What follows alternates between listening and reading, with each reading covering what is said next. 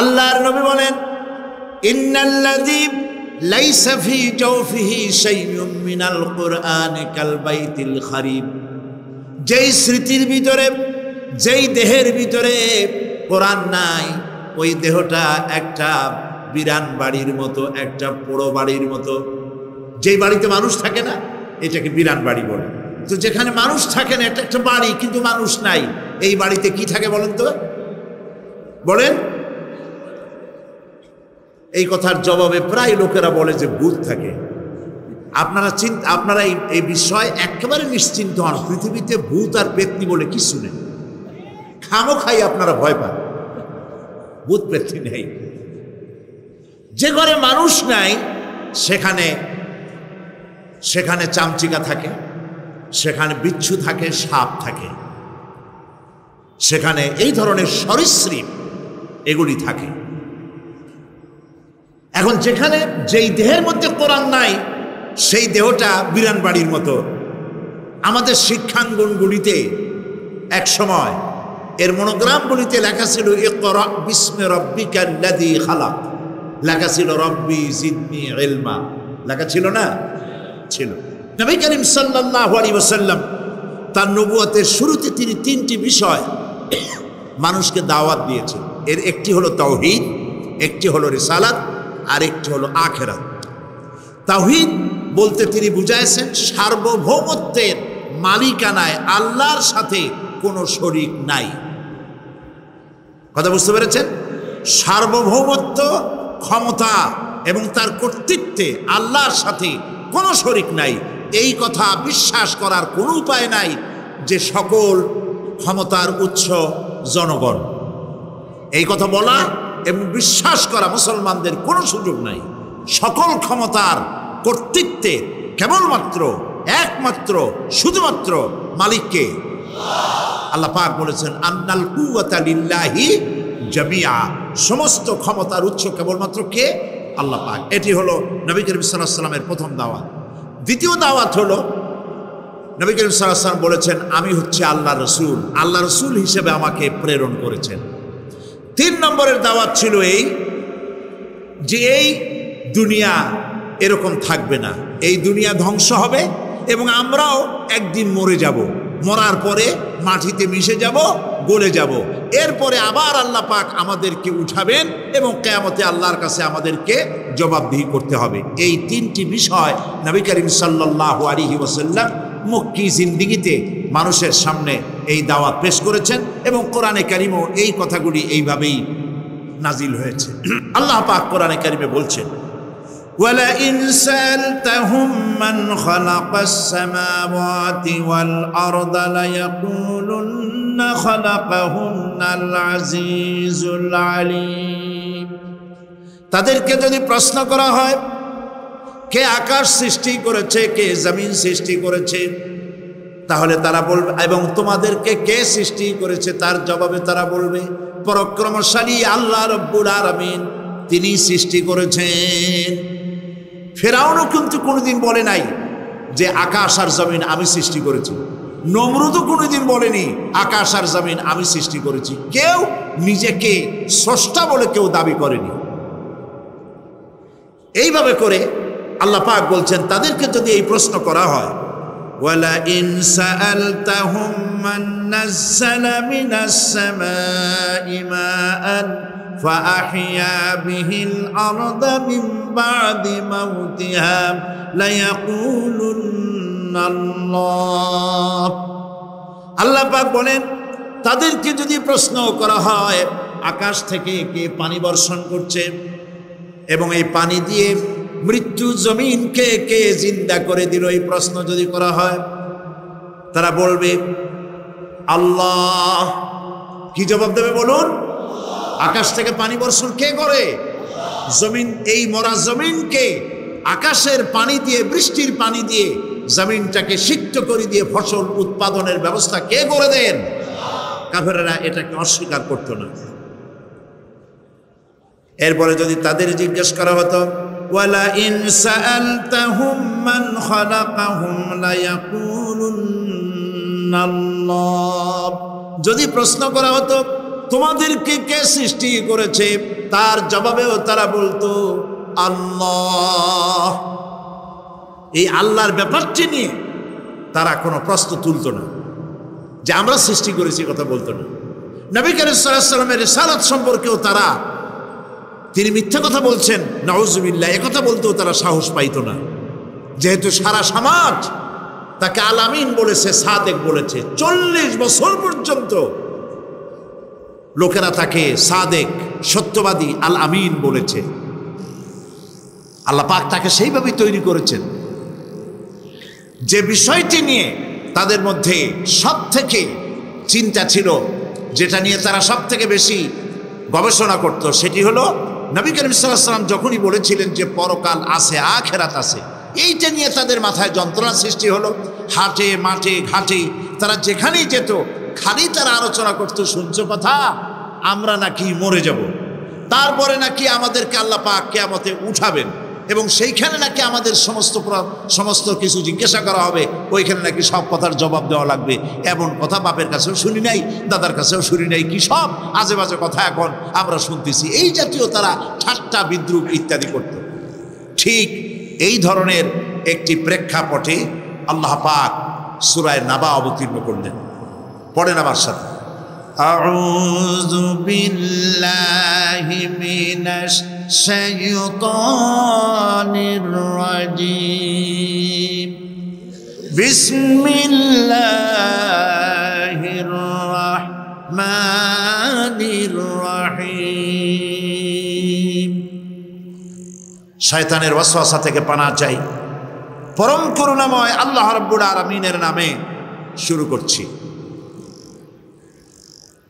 আম্মা ইয়াতাসাআলুন আনিন নাবাইল আযীমিল্লাযী হুম ফীহি মুখতালিফুন কাল্লা সায়া'লামুনা সুম্মা কাল্লা সায়া'লামুন। সূরা নাবা মক্কায় অবতীর্ণ, 2টি রুকু, 40টি আয়াত। এই সূরাটিতে আল্লাহ পাক মানুষের পরকালীন জীবন সম্পর্কে এবং পরকালের সম্ভাবনা সম্পর্কে এক বিস্তারিত আলোচনা আল্লাহ পাক করেছেন। নবী করিম সাল্লাল্লাহু আলাইহি ওয়াসাল্লাম বলেছেন, কেউ যদি দুনিয়ায় বেঁচে থেকে জীবিত চোখ দিয়ে পরকাল দেখতে চায়, পরকাল তো আমরা দেখতেছি না, কি বলেন, আমরা দেখতেছি? আমাদের কোন আত্মীয় স্বজন, মরা আত্মীয় স্বজন বেঁচে এসে ওই জগৎ সম্পর্কে আমাদেরকে কিছু বলতে পারতেছে? কেউ পারেনি। কাজেই সেই পরকালটা কেমন হবে, নবী করিম সাল্লাল্লাহু আলাইহি ওয়াসাল্লাম বলেছেন, কেউ যদি দেখতে চায়, তাহলে দুনিয়ায় বেঁচে থাকা অবস্থায় কেউ যদি পরকাল দেখতে চায়, তাহলে সেই জন্য সূরা নাবা, সূরা নাজিআত, সূরা আত-তাকবীর, সূরা আল-ইনফিতার সেজন্য পড়ে। তাহলে কিয়ামত তার চোখের সামনে ভেসে উঠবে। সুবহানাল্লাহ। আল্লাহ পাক বলছেন, আম্মা ইয়াতাসাআলুন, তারা কি সব ব্যাপারে জিজ্ঞাসাবাদ করছে? আনিন নাবাইল আযীম, সেই মহা ব্যাপারটি, সেই মহা খবরের ব্যাপারেই কি তারা এসব প্রশ্ন করছে? আল্লাযী হুম ফীহি মুখতালিফুন, যে ব্যাপারে তারা নিজেরাই মতদ্বৈততায় ভুগছে এবং নিজেরাই ঠাট্টা বিদ্রুপ ইত্যাদি করে বেড়াচ্ছে। কাল্লা সায়া'লামুন, কখনো নয়, অবশ্যই তারা জানতে পারবে। সুম্মা কাল্লা সায়া'লামুন, পুনরায় বলছি, অবশ্যই তারা এই বিষয়টি জানতে পারবে। আল্লাহ রাব্বুল আলামিন, আমরা প্রশ্ন করব, আমাদের প্রশ্ন করার অনেক আগে আল্লাহ রাব্বুল আলামিন সূরা কামারের ভিতরে একটি প্রশ্নের জবাব 4 বার দিয়েছেন। আল্লাহ পাক বলেছেন, ওয়া লাকাদ ইয়াসসারনাল কুরআনা লিযিকর ফাহাল মিন মুদ্দাকির। আল্লাহ পাক বলেন, আমি আল্লাহ অবশ্যই কোরআনকে মুখস্থ করার জন্য আর কোরআন বোঝার জন্য মানুষের কাছে আমি সহজ করে দিয়েছি। ফাহাল মিন মুদ্দাকির, আছে কে কেউ এর থেকে উপদেশ গ্রহণ করা? 4 বার আল্লাহ পাক বলেছেন সূরা কামারের ভিতরে। অবশ্যই কোরআন আমি বোঝার জন্য সহজ করে দিয়েছি, সুবহানাল্লাহ বলেন। আমরা বুঝতে চাই না, তাহলে বুঝবো কি করে? বুঝতে চাইলেই তো আমরা বুঝতে পারবো, চেষ্টা করলেই বুঝতে পারবো। কাফেরেরা প্রশ্ন করল, তারা বলতো আমাদের এই জীবন শেষ, মৃত্যুর পরে আমাদের আর নতুন করে ওঠা লাগবে না। ওরা বলতো ইন্না হাউলানি লা ইয়াকুলুনা ইন হিয়া ইল্লা মাউতাতুনাল উলা ওয়া মা নাহনু বিমুনশারিন। তারা বলতো এই জীবনটাই আমাদের শেষ, এইখানে আমরা মৃত্যু ছাড়া, আমাদের এই জীবন ছাড়া আর কিছুই নাই, আর আমাদেরকে পুনরুত্থিত করা হবে না। পরিষ্কার তারা বলতো যে আমাদেরকে পুনরুত্থিত করা হবে না। এরপরে তারা আরো বলতো মা নাদরি মাস-সাআতু ওয়ান নাদুন্নু ইল্লা যান্না ওয়া মা নাহনু বিমুস্তাইকিনিন। ওরা বলতো কিয়ামত কি জিনিস তা আমরা জানি না, আমরা বুঝি না, আমরা শুধু অনুমান করি মাত্র, আর আমাদের বিশ্বাস হলো আমাদেরকে কখনোই উঠানো হবে না, পুনরুত্থিত আমরা হব না। প্রিয় ভাই সব, এইভাবে তারা পরকালকে অস্বীকার করার কথাগুলি তারা বলতো। কাফেরেরা প্রশ্ন তুলতো আমরা আর আমাদের মৃত্যুর পরে আর আমাদেরকে জিন্দা করা হবে না। আখিরাতের জীবন সম্পর্কে কাফেরেরা আরো বলতো ওয়াকালু আইযা কুন্না ইযামান ওয়া রুফাতান আইন্না লামাবউসুনা খালকান জাদীদা।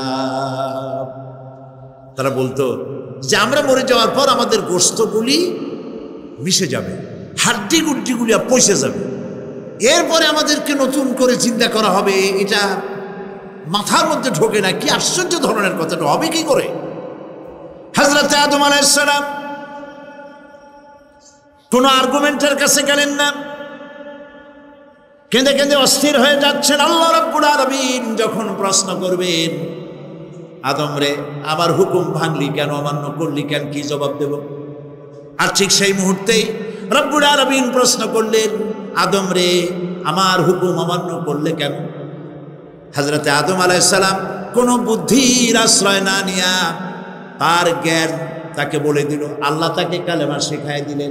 উদ্বুদ্ধ হয়ে তিনি আল্লাহ রাব্বুল আলামিনের সামনে মাথা নত করে দিয়ে বললেন রব্বানা যালামনা আনফুসানা ওয়া ইল্লাম তাগফির লানা ওয়া তারহামনা লানাকুনান্না মিনাল খাসিরিন। পড়েন সবাই, রব্বানা যালামনা আনফুসানা ওয়া ইল্লাম তাগফির লানা ওয়া তারহামনা লানাকুনান্না মিনাল খাসিরিন। রব্বানা যালামনা, হে আল্লাহ আমি আমার নফসের পরে, যালামনা আনফুসানা আমি আমার নফসের পরে জুলম করেছি, অত্যাচার করেছি। ওয়া ইল্লাম তাগফির লানা, তুমি যদি আমাকে ক্ষমা না করো। জ্ঞানগত দেখেন, শুধু ক্ষমা চান নাই, বলেছেন তুমি যদি আমাকে ক্ষমা না করো, ওয়া তারহামনা আর যদি দয়া না করো, লানাকুনান্না মিনাল খাসিরিন আমি ক্ষতিগ্রস্ত হয়ে যাব। কতটা জ্ঞানের অধিকারী তিনি! তিনি এটা বললেন না যে শুধু মাফ করে দাও, শুধু মাফ করলে হবে না, মাফও করা লাগবে, আর আগে যেমন দয়া করতে আসলেও করতে সেটাও করা লাগবে। সুবহানাল্লাহ। আল্লাহ পাক রাজি হয়ে গেলেন, রাজি হন নাই? আল্লাহ রাব্বুল আলামিন হযরত আদম আলাইহিস সালামকে শুধু ক্ষমা করলেন না, ক্ষমাও করলেন, আর নবীর মর্যাদা দিয়ে আল্লাহ রাব্বুল আলামিন দুনিয়ায় পাঠাইয়া দিলেন। সুতরাং বুদ্ধি দিয়ে কাফেররা বুদ্ধির আশ্রয় গ্রহণ করে সর্বনাশ করেছে, যে পরকাল হইতে পারে না, মরে যাব আবার উঠবো, আবার এই শরীর কেমনে তৈরি হবে, এইটা তাদের বুদ্ধিতে কুলায় নাই। কিন্তু বুদ্ধি দিয়া চিন্তা করলে বোঝা যাইতো যে হ্যাঁ পরকাল একটা হইতে পারে। আর একটা কথা বলি, সেটা হলো এই বহুত মানুষ আছে পরকাল বিশ্বাস করে না, আছে না এমন? আছে। এখন আমরা বিশ্বাস করি পরকাল, আমরা কারা কারা বিশ্বাস করি হাত উঁচু করে দেখান তো। আলহামদুলিল্লাহ বলি, বলেন আলহামদুলিল্লাহ। এখন যারা বিশ্বাস করে না তাদেরকে জানাতে চাই, আমরা যারা পরকালে বিশ্বাস করি, তাহলে পরকাল যদি না হয়, কিয়ামত যদি না হয়, বিচার আচার যদি কিছু না হয়, আমরাও বেঁচে গেলাম, আপনারাও বেঁচে গেলেন। কিন্তু সত্য সত্যই যদি পরকাল একটা হয়, বিচার যদি হয়, আমরা বেঁচে যাব, ফেসে যাবা তোমরা। প্রিয় ভাই সব, আল্লাহ রাব্বুল আলামিন সুন্দর করে বুঝাচ্ছেন। দেখো এই যে সারা বছর এই যে ইটা কি বলে পরকাল কেন হবে, এটা বুদ্ধি দিয়ে চিন্তা করো, জ্ঞান দিয়ে চিন্তা করো। সারা বছর ব্যবসা করার পর হিসাব নিকাশের একটা দিন আসে, আসে না? বলেন আসে কিনা? হিসাব নিকাশের একটা দিন আসে সারা বছর ব্যবসা করার পর, সারা বছর লেখাপড়া করার পর, তারপরে কি বলে পরীক্ষা দেওয়ার একটা দিন আসে, আসে না? তো সারা জীবন আপনি এখানে কাজবাজ করবেন, এখানে আপনি ভালো করলেন মন্দ করলেন, এর কোনো জবাব হবে না, বিচার হবে না। এটা পাগলে চিন্তা করতে পারে, আর পাগলেরা চিন্তা করে বলেই তারা বলে, পাগলেরই এটা কথা, মাটির পুতুল যেমনে নাচায় তেমনি নাচি, পুতুলের কি দোষ, মরা লাগবে না? এবার দেখেন আল্লাহ কি বলে, আল্লাযী খালাকাল মাউতা ওয়াল হায়াতা লিয়াবলুয়াকুম আইয়ুকুম আহসানু আমালা। আল্লাহ পাক বলছেন, আমি মৃত্যু আর জীবন সৃষ্টি করেছি। কেন করেছি? লক্ষ্য করুন, লিয়াবলুয়াকুম, যাতে করে আমি তোমাদেরকে পরীক্ষা করে নিতে পারি। কি ব্যাপারে? আইয়ুকুম আহসানু আমালা, আমলের দিক থেকে, নেক কাজের মধ্য থেকে, ভালো কাজ এবং খারাপ কাজের মধ্য থেকে, আইয়ুকুম আহসানু আমালা, ভালো কাজের দিক থেকে তোমাদের মধ্যে কে উত্তম, কে ভালো মানুষ, এইটার পরীক্ষা নেওয়ার জন্য আমি মৃত্যু আর জন্মের সৃষ্টি করেছি। প্রিয় ভাই সব, খুব লক্ষ্য করুন, জন্ম আর মৃত্যু, জন্ম হলে মৃত্যু হবেই, না হবে না? এই যে একটা ডিউরেশন, একটি সময়, এই সময়টা হলো পরীক্ষার সময়। আমরা যারা পড়াশোনা করেছি, আপনারা পড়াশোনা করেছেন নিশ্চয়ই, কলেজে অথবা হাই স্কুল অথবা মাদ্রাসায় প্রতি বছর একটা করে পরীক্ষা আসে, আসে না পরীক্ষা? এই পরীক্ষার ডিউরেশন কত সময়? 3 ঘন্টা। কয় ঘন্টা বলে?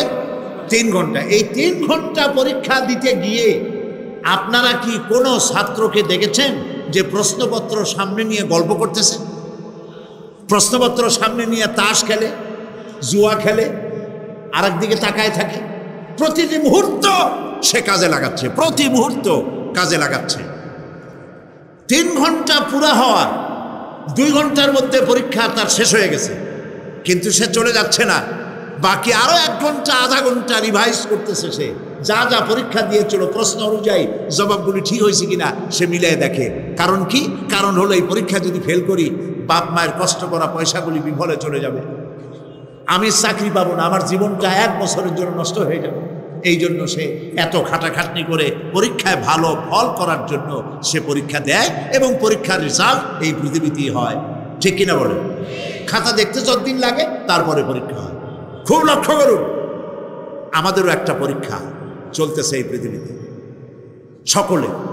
ওইটা শিক্ষাঙ্গনের পরীক্ষা, এটা জীবনের পরীক্ষা। এই যে ওর পরীক্ষার ডিউরেশন, সময়কাল 3 ঘন্টা, আর আমাদের পরীক্ষার, সমস্ত মানুষের পরীক্ষার সময়কাল হলো জন্ম থেকে শুরু করে মৃত্যু পর্যন্ত। জীবনের সব থেকে মূল্যবান সময়গুলি নষ্ট করে ফেলেছি আমরা। আল্লাহ পাক বলেছেন, পরীক্ষা নেওয়ার জন্যই এই পৃথিবীতে দিয়েছিলাম। এখন ওর পরীক্ষার, ছাত্রের পরীক্ষার সময় 3 ঘন্টা, রেজাল্ট আউট হবে এখন। আর আপনার আমার পরীক্ষা মৃত্যুতে, জন্ম থেকে শুরু মৃত্যু পর্যন্ত, কিন্তু রেজাল্ট এখানে আউট হবে না। রেজাল্ট আউট হবে কোথায়? কিয়ামতের দিন। কোথায় হবে? হতেই হবে কিয়ামতের দিন। সেদিন এই পৃথিবীতে যারা ভালো কাজ করবে, ভালো কাজের জন্য আল্লাহ পুরস্কার দিবেন, আর মন্দ কাজ যারা করবে তাদের জন্য তিরস্কার তারা পাবেই। এই জন্য বিচার, কিয়ামত হওয়া, বিচার হওয়া এটা বিবেকের দাবি, এটা জ্ঞানের দাবি। যারা বুদ্ধিজীবী দাবি করে কপাল পোড়া, এরা এটা বোঝে না, এদের মাথার মধ্যে এটা ঢোকে না। ঠিক কিনা বলুন? আল্লাহ রাব্বুল আলামিন বলেন, আল্লাহুল্লাযী আরসালার রিয়াহা ফাতুসিরু সাহাবা فسقناه إلى بلد ميت فأحيينا به الأرض بعد موتها كذلك النشور। আল্লাহ পাক বলেন, লক্ষ্য করে দেখো, সমুদ্রের লবণাক্ত পানিগুলি বাষ্পীয় আকারে মেঘমালায় পরিণত করে দেই, আর বাতাসকে হুকুম করি মেঘটাকে টেনে নিয়ে যাও অমুক জায়গায়। আল্লাহ যেখানে বৃষ্টি দিতে চান, বাতাস মেঘকে ঠেলে নিয়ে সেখানে নিয়ে আসে, বৃষ্টির পানিগুলি পড়ল। আল্লাহ পাক বলেন, আকাশের সেই বৃষ্টির পানি দিয়া মরা জমিনকে আমি জিন্দা করে দিলাম। ফাআহিয়ানা বিহিল আরদা বাদা মাউতিহা, এই মৃত্যু জমিনকে আমি জিন্দা করলাম। সেখানে তুমি বীজ বপন করলে, সেই বীজগুলি বীজের মাথা ফাটাইয়া চারাগুলি কে বাড়ি করে দিল? মরা জমিন থেকে, মরা জমিনে বৃষ্টির পানি দিয়ে জমিনটাকে জিন্দা করে তার ভিতর থেকে আমি এভাবে করে জিন্দা করি, উদ্ভিদগুলিকে জিন্দা করে দেই। ঠিক একইভাবে কাযালিকান নুশুর, এইভাবে করে কিয়ামতে তোমাদেরকে উঠানো হবে। সুবহানাল্লাহ। লাল শাক দেখছেন? লাল শাক খান না আপনারা? বিচিগুলো ছোট ছোট বিচিগুলি ছড়ায় দেন, দেখবেন কয়েকদিনের মধ্যে মাটির থেকে সব উদ্গত হয়ে যাবে। আল্লাহ পাক এই পৃথিবীতে আমাদের সৃষ্টি করেছিলেন, কবরের মধ্যে আমরা চলে যাব। সে কবর কি, হাসর কি ইত্যাদি বলবো ইনশাআল্লাহ ধীরে ধীরে। তো মাটির ভিতর থেকে এই গাছগুলির চারাগুলি যেভাবে উদ্গত হয়, আল্লাহ পাক বলছেন এইভাবে করে আমি তোমাদেরকে জিন্দা করব, আবার উঠাবো, এতে কোনো সন্দেহ নাই। সুবহানাল্লাহ। রব্বুল আলামিন দৃষ্টান্ত দিয়ে বুঝাচ্ছেন, আলাম ইয়াকুন নুতফাতাম মিন মানিয়্যিন ইউমনা সুম্মা কানা আলাকাতান ফাখালাকা ফাসাওয়া ফাজআলা মিনহু যাওজাইনি যাকারা ওয়াল উনসা। আল্লাহ পাক বলেন,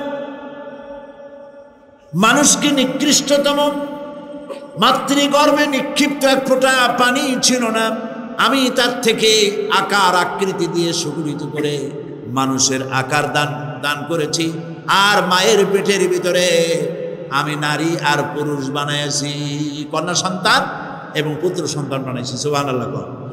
আজকে সই করেছেন, কালকে বলবেন ওই সই আমি করি নাই। কিন্তু আল্লাহ রাব্বুল আলামিন আপনার ফিঙ্গারপ্রিন্ট, আপনার আঙ্গুলের ছাপ এমন করে দিয়েছেন, এই আঙ্গুল দিয়ে যদি কাগজের উপর একটা টিপ মারেন, টিপ সই করেন, আপনার বাবা কবর থেকে উঠে এসেও বলতে পারবে না যেটা আপনার না। আদম আলাইহিস সালাম থেকে নিয়ে আজ পর্যন্ত, আজ থেকে নিয়ে কিয়ামত পর্যন্ত যত মানুষ পৃথিবীতে এসেছে আর আসবে, কোন মানুষের আঙ্গুলের রেখার সঙ্গে আর একজন আঙ্গুলের রেখার মিল হবে না। এ হচ্ছে আমার আল্লাহর সৃষ্টি। সুবহানাল্লাহ। সুতরাং তিনি বলছেন, আমি মাতৃগর্ভের ভিতরে সন্তান তৈরি করি, সেই সন্তানকে কোনোটা কন্যা সন্তান, কোনোটা পুত্র সন্তান আমি বানাই। এই কাজটা যিনি পারেন, এবার দেখেন সামনে কি বলতেছেন আল্লাহ, এই কাজটি যিনি করতেছেন, আলাইসা যালিকা বিকাদিরিন আলা আইয়ুহিয়াল মাউতা। এত বড় কাজ যিনি সম্পাদন করেছেন, এক ফোঁটা নাপাক পানি, এক ফোঁটা নিকৃষ্ট গান্দা পানি যা শরীর থেকে নির্গত হলে পরে গোসল ফরজ হয়ে যায়, এমন এক ফোঁটা পানি দিয়ে তোমার জন্মের উৎপত্তি করেছি, আকার দিলাম, হাত দিলাম, পাও দিলাম, চোখ দিলাম, সুন্দর করে বানালাম, তারপরে পৃথিবীতে পাঠালাম। এরপরে তুমি কি করে মনে করতে পারো যে সেই আল্লাহ তোমার মৃত্যুর পরে আবার চিন্তা করতে পারবে না? আলাইসা যালিকা, আল্লাহ পাক কি তোমাকে মৃত্যুর পরে, আলাইসা যালিকা বিকাদিরিন, আল্লাহ পাকের পক্ষে এটা কি সম্ভব নয় যে তোমার মৃত্যুর পরে আল্লাহ আবার চিন্তা করবেন? বলেন অবশ্যই পারবেন। বলেন অবশ্যই পারবেন। প্রিয় ভাই সব, আল্লাহ পাক এরপরে বলছেন, ইয়া আইয়ুহান নাসু ইন কুনতুম ফি রাইবিম মিনাল বা'সি ফাইন্না খালাকনাকুম মিন তুরাব। হে মানব সকল, যদি সন্দেহ হয় যে আমি তোমাদের পরকাল সম্পর্কে, যদি পুনরুত্থান সম্পর্কে যদি তোমাদের সন্দেহ হয়, জানা থাকা উচিত আমি তোমাদেরকে মাটি দিয়ে সৃষ্টি করেছি, মাটির উপকরণ দিয়ে সৃষ্টি করেছি। এই মাটির সাথে মিশে যাবা, আবার উঠানো হবে। মাটিতে কবরের মধ্যে মুর্দা রাখার সময় কি বলি আমরা? মিনহা খালাকনাকুম ওয়া ফিহা নুঈদুকুম। পড়েন সবাই, মিনহা خلقناكم وفيها نعيدكم ومنها نخرجكم تارة أخرى। মাতৃগর্ভের ভিতরে মানুষকে আল্লাহ রাব্বুল আলামিন হাত পা চক্ষু কর্ণনাসিকা দিয়ে সুন্দর করে মায়ের পেটের ভিতরে বানায়া এই পৃথিবীতে আল্লাহ পাক পাঠায় দেন। আর আল্লাহ পাক বলেন, সুম্মা নুখরিজুকুম তিফলা, বাচ্চার আকারে মায়ের পেট থেকে বের করে দিলাম। যে আল্লাহ রাব্বুল আলামিন এইভাবে করে তোমাদেরকে সৃষ্টি করেন। যালিকা বিআন্নাল্লাহা হুয়াল হক। জেনে রাখো, এই সব কিছু এই জন্যই ঘটে যেহেতু আল্লাহ রাব্বুল আলামিন, আল্লাহ তাআলা মহাসত্য। তিনি যা বলেন তাও সত্য। তার কথার মধ্যে কোনো রকমের বৈপরীত্য নাই। ব্যারোমিটার যন্ত্র আছে, যে যন্ত্রের মাধ্যমে আবহাওয়া মাপা হয়। বৃষ্টি হবে কি হবে না, ঝড় হবে কি হবে না, জলোচ্ছ্বাস হবে কি হবে না, এগুলি ব্যারোমিটার যন্ত্র দিয়া, আবহাওয়া মাপা যন্ত্র দিয়ে তারা মাপে। কিন্তু আপনারা কি কখনো শুনেছেন যে রেডিও টেলিভিশনে বলা হয়েছে সন্দ্বীপ, কুতুবদিয়া, হাতিয়া, সেন্ট মার্টিন এবং বাঁশখালী, আর কি কোন দু একটার নাম, কক্সবাজার, পতেঙ্গা ইত্যাদির উপর দিয়ে 280 মাইল স্পিডে ঝড়ো হাওয়া প্রবাহিত হবে। আগামীকাল 30 ফিট উঁচু হয়ে জলোচ্ছ্বাস হবে, এরকম কথা বলে কেউ? কি বলে? হইতে পারে, হইতে পারে, বজ্রসহ বৃষ্টিপাত হতে পারে। কোন কথার ভিতরে কোন রকমের বৈপরীত্য নাই। আল্লাহ রাব্বুল আলামিন বলেছেন, ইদাস সামাউ ফাতারাত, আকাশ সমূহ যখন বিদীর্ণ হয়ে যাবে, ওয়া ইদাল কাওয়াকিবু তাসারাত, আর যখন তারকা সমূহ বিক্ষিপ্ত হয়ে পড়বে, ওয়া ইদাল কুবুরু বুসিরাত, আর যখন কবরের ভিতরে যা কিছু আছে সব উদ্গীরণ করে দেওয়া হবে। সমস্ত কথাগুলি ডাইরেক্ট। যালিকা বিআন্নাল্লাহা হুয়াল হক, যেহেতু আল্লাহ মহাসত্য। ওমান আসদাকু মিনাল্লাহি কিলা, আর আল্লাহর চাইতে সত্যবাদী আর কে আছে? বলেন, আছে কেউ? সে আল্লাহ রাব্বুল আলামিন বলেন, এত কিছু কাজ, এত সুন্দর ব্যবস্থাপনা করে যিনি করেন, ওয়া আন্নাহু ইউহিল মাউতা ওয়া আন্নাহু আলা কুল্লি শাইইন কাদির। সে আল্লাহ রাব্বুল আলামিন তোমাদেরকে তোমাদের মৃত্যুর পরে আবার জিন্দা করবেন, এতে সন্দেহ করার কোনো কারণ নাই। ওয়া আন্নাস সাআতা আতিয়াতুন লা রাইবা ফিহা ওয়া আন্নাল্লাহা ইউবআসু মান ফিল কুবুর। আল্লাহ পাক বলছেন, অবশ্যই কিয়ামত আসবে, তাকে কেউ বিন্দুমাত্র এতে কোনো সন্দেহ নাই। আর ওয়া আন্নাল্লাহা ইউবআসু মান ফিল কুবুর, আর আল্লাহ পাক অবশ্যই কবরে যা কিছু আছে সব বের করে নিয়ে আসবেন। কান্নাহুম জারাদুম মুনতাশির। দুনিয়ায় যে পরীক্ষা দিয়েছিলাম, এই পরীক্ষায় যদি কেউ একবার ফেল করে, আর একবার পরীক্ষা দিয়ে পাশ করার সুযোগ আছে, আরো একবার যদি ফেল করে আবার পরীক্ষা দিয়ে পাশ করার সুযোগ আছে। 10 বার পরীক্ষা দিবেন, 10 বার ফেল করবেন, 100 বার পরীক্ষা দিবেন, 100 বার ফেল করবেন, তারপরেও আবার পরীক্ষা দেওয়ার সুযোগ আছে। কিন্তু কিয়ামতের ময়দানে যদি কোনো মানুষ তার জীবনের পরীক্ষায় যদি ফেল করে, দ্বিতীয়বার পরীক্ষা দিয়া পাশ করার আর কোনো সুযোগ নাই। এই পৃথিবীতে জজ কোর্টে কেউ হেরে গেল, হাইকোর্টে আপিল করার সুযোগ আছে। হাইকোর্টে যদি হেরে যায়, সুপ্রিম কোর্টে কেস করে জেতার সুযোগ আছে, আপিল করার সুযোগ আছে। সুপ্রিম কোর্টেও হেরে গেল, প্রেসিডেন্টের কাছে জীবন ভিক্ষা চাওয়া যাইতে পারে। কিন্তু কিয়ামতে আখিরাতে আদালতে ওই জায়গায় মানুষ যদি একবার তার জীবনের মামলায় হেরে যায়, দ্বিতীয়বার আপিল করার আর কোনো জায়গা নাই। কঠিন জায়গা, সেই জায়গা হবে এবং সেখানে সবাইকে উঠতেই হবে। সুতরাং এই যে প্রশ্ন করা হয় যে এই কিয়ামত কবে হবে, এটা বিশ্বাস করি না, হ্যান ত্যান ইত্যাদি, মরলে আবার জিন্দা করবে কে, এইসব প্রশ্নের কোনো দাম নাই। আল্লাহ পাক এই ব্যাপারে আরেকটি কথা বলছেন, ইয়াসআলুনাকা কাআন্নাকা হাফিজুন আনহা কুল ইন্নামা ইলমুহা ইনদাল্লাহ ওয়ালাকিন্না আকসারান নাসি লা ইয়ালামুন। হে নবী, এরা আপনার কাছে এই প্রশ্নটা করে এইভাবে যে কিয়ামত কবে আসবে, মনে হয় যেন আপনি এটা জানেন। এই ইলম কিয়ামত কবে হবে মনে হয় যেন আপনি এটা জানেন, সেই জন্য তারা এই প্রশ্নটা করছে। আসলে কুল ইন্নামা ইলমুহা ইনদাল্লাহ, কিয়ামত কবে হবে এটা কে জানেন? ওয়ালাকিন্না আকসারান নাস লা ইয়ালামুন, অবশ্যই অধিকাংশ মানুষের এইটা জানে না। কিয়ামত কবে হবে এটা একমাত্র আল্লাহ পাক জানেন। আআনতুম আশাদ্দু খালকান আমিস সামাউ বানাহা, তোমরা যে পুনরুত্থান সম্পর্কে অস্বীকার করো, এবার চিন্তা করো, তোমারে বানানো কঠিন না ওই মহা আকাশটা বানানো কঠিন? কোনটা কঠিন? আল্লাহ রাব্বুল আলামিন কোরআনে কারীমের ভিতরে পরিষ্কার করে বলেছেন। ওরা বলে, কাফের বেঈমানেরা বলে, ক্বালা মান ইউহয়িল ইযামা ওয়া হিয়া রামীম, আমাদের হাড় গোড় যখন পচে যাবে, গলে যাবে, কে আমাদের জিন্দা করবে?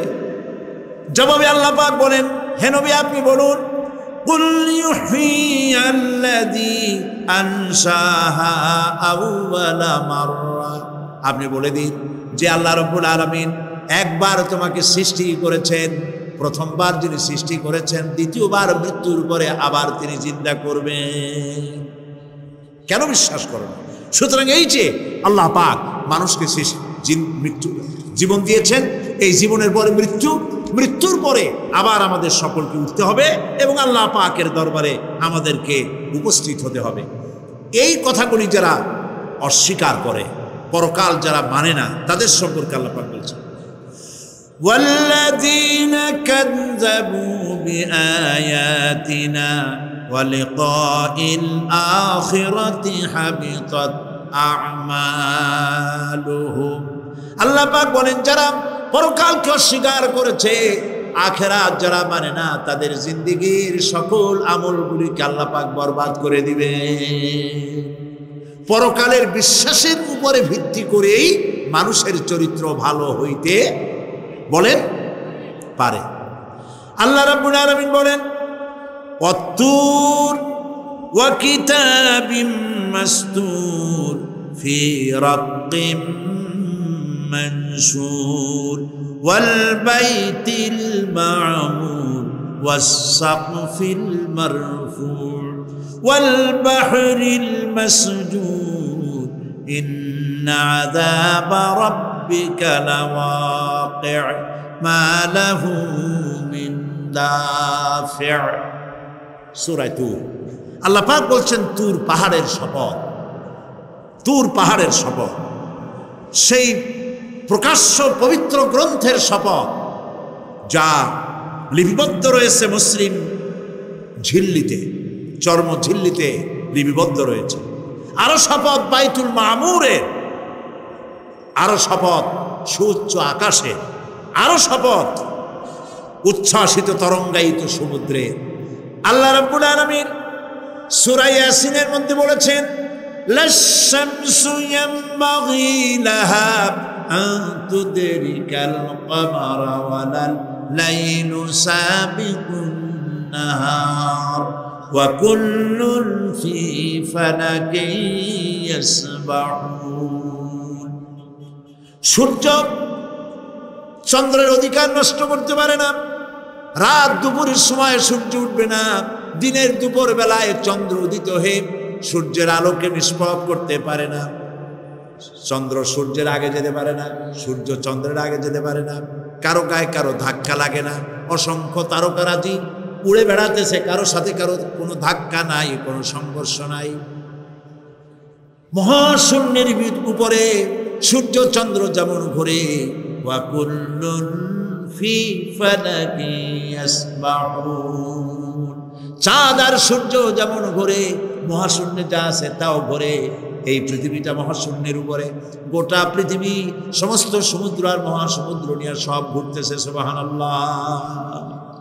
ওয়াল বাহরিল মাসজুর, তরঙ্গায়িত উচ্ছ্বসিত সমুদ্র রাজির কসম করি, সমুদ্র সন্দ্বীপ যাওয়ার সময় কেমন অবস্থা হয় যদি তুফানে পড়েন। দাল্লা মান তাদউনা ইল্লা ইয়াহু, সকলের কথা মানুষ ভুলে যায়। মৌজুন কাল জিবাল, পাহাড়ের মতো যখন ঢেউগুলো আসতে থাকে সবাই সব ভুলে যায়, তখন মনে পড়ে শুধু আল্লাহ। কি মনে পড়ে? আল্লাহ। আল্লাহ কত বড়, সমুদ্রের কাছে যাই দেখেন। সুবহানাল্লাহ। এই বিশাল বিশাল সমুদ্র রাজির কসম করছি। এতগুলি কসম করে আল্লাহ পাক কোরআনে কারিমের মধ্যে বলছেন, দেখো এই সব জিনিসগুলি আমি সৃষ্টি করেছি, আর এই জিনিসগুলির কসম করে বলছি সেই পরকাল অবশ্যই অনুষ্ঠিত হবে, সেই আযাব আসবে। কেউ এই পরকাল অনুষ্ঠিত হওয়া থেকে কেউ ফিরাইয়া রাখতে পারবে না। এখন তোমরা প্রশ্ন করতেছো, আল্লাযী ফীহি আল্লাযী হুম ফীহি মুখতালিফুন, এই ব্যাপারে তোমরা ইখতিলাফ করতেছো, মতবিরোধ করতেছো, ঠাট্টা করতেছো, বিদ্রূপ করতেছো। কাল্লা সায়ালামুন, অবশ্যই তোমরা জানতে পারবে। সুম্মা কাল্লা সায়ালামুন, অবশ্যই তোমরা জানতে পারবে সেই পরকাল হবে, এতে কোনো সন্দেহ নাই। সুবহানাল্লাহ।